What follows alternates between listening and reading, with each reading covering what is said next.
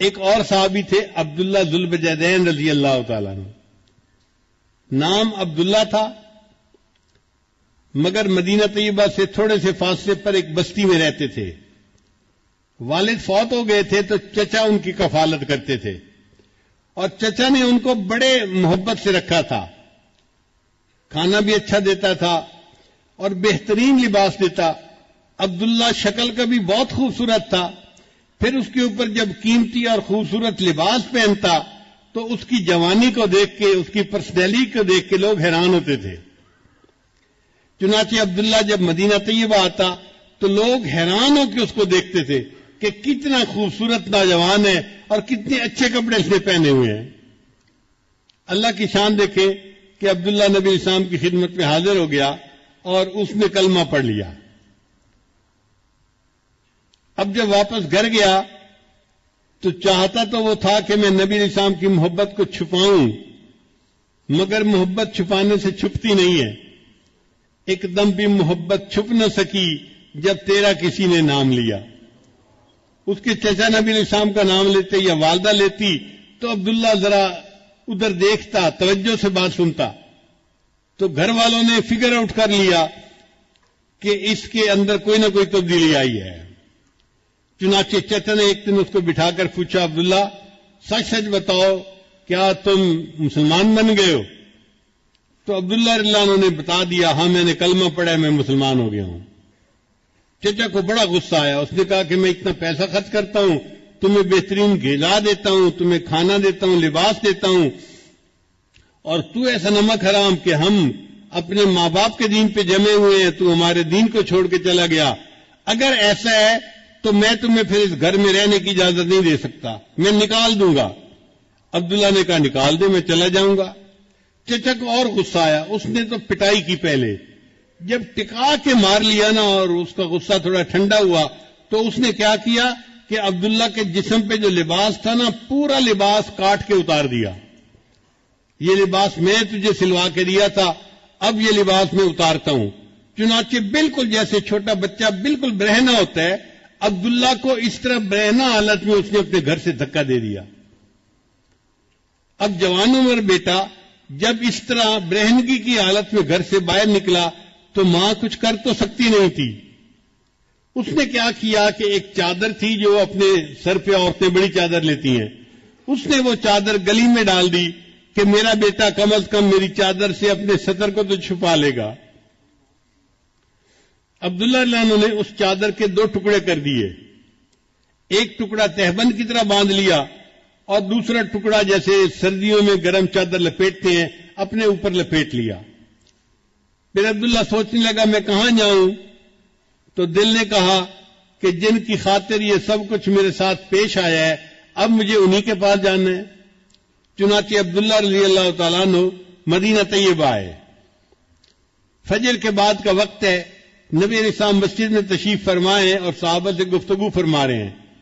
اللہ کے حبیب صلی اللہ علیہ وسلم نے دور سے عبداللہ کو آتے ہوئے دیکھا تو محبوب صلی اللہ علیہ وسلم نے پہچان لیا یہ وہی نوجوان تھا جو اتنے خوبصورت لباس پہنتا تھا، لوگ اس کی طرف آنکھ اٹھا کے دیکھتے تھے. آج 2 چادروں میں لپٹا ہوا آ رہا ہے، دونوں جہاں کسی کی محبت میں ہار کے وہ آ رہا ہے کوئی شب غم گزار کے.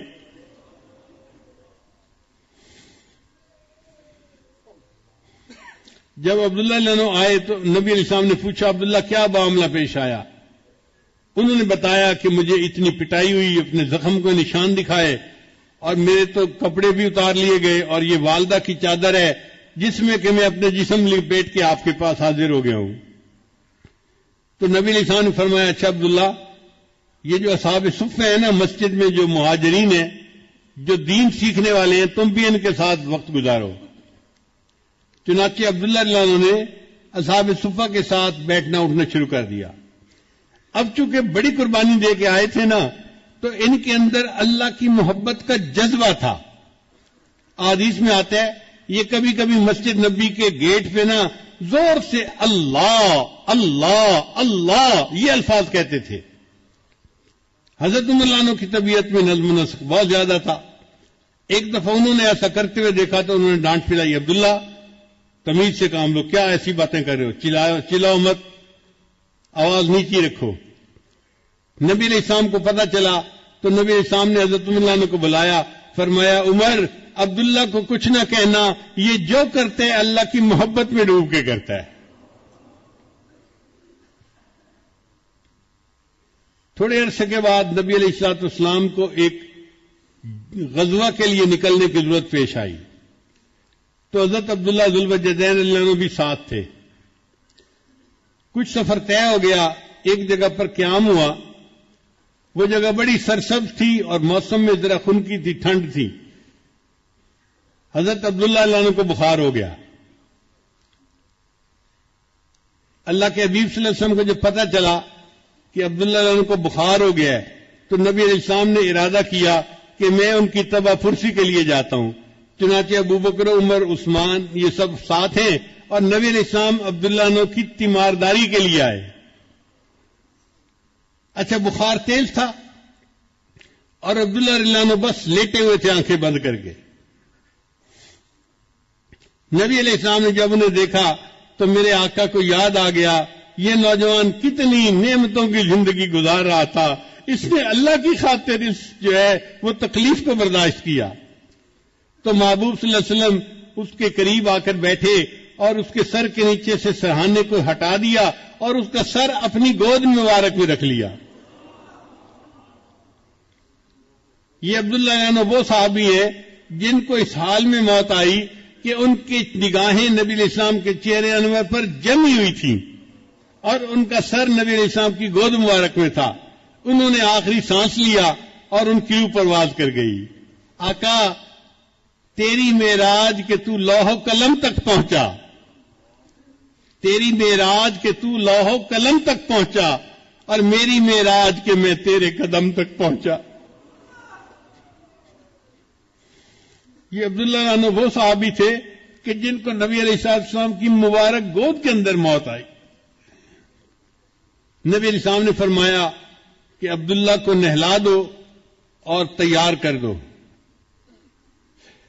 پھر نبی علیہ السلام کی جو اپنی چادر مبارک تھی نا, نبی علیہ السلام نے وہ چادر دی اور صحابی سے فرمایا کہ عبداللہ کو کسی اور کپڑے میں کفن نہیں دینا, میری چادر کا کفن دینا ہے. اللہ کی قدردانی دیکھیے, جس جسم کو اللہ کے لیے ننگا کیا گیا, آج اللہ اس بدن کو محبوب کی چادر سے ڈھانپ رہے ہیں.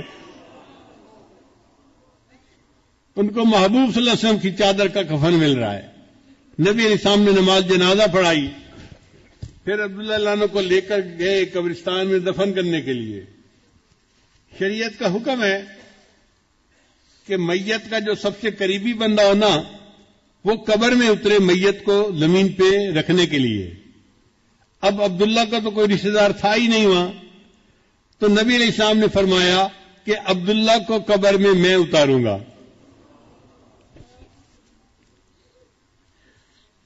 چنانچہ حدیث پاک میں آتا ہے کہ نبی علیہ السلام عبداللہ عنہ کی قبر میں نیچے اترے اور آپ نے اپنے دونوں مبارک ہاتھوں میں ان کی میت کو لیا اور اپنی امانت کو زمین کے سپرد کر دیا. پھر ان کی میت کو زمین پر رکھتے ہوئے نبی علیہ السلام نے ایک بات کہی. اس بات کو سن کے تو عمر رضی اللہ عنہ وجد میں آ گئے. کیا بات کہی؟ نبی علیہ السلام نے یہ بات کہی, اے اللہ میں عبداللہ سے راضی ہوں, تو بھی عبداللہ سے راضی ہو جانا. حضرت عمر رضی اللہ عنہ یہ واقعہ سنایا کرتے تھے اور تمنا کیا کرتے تھے کاش عبداللہ کی جگہ عمر الخطاب کی لاش ہوتی اور محبوب یہ فرماتے, اے اللہ میں اس سے راضی ہوں, تو بھی اس سے راضی ہو جانا. اللہ کی قدردانی کی انتہا دیکھیے. اللہ کرے کہ ہمیں اللہ تعالیٰ اپنی ایسی محبت عطا فرمائے کہ ہمارا دل اللہ کی محبت سے بھر جائے, ہمارا اٹھنا بیٹھنا چلنا پھرنا کھانا پینا سب کچھ اللہ کے لیے ہو جائے.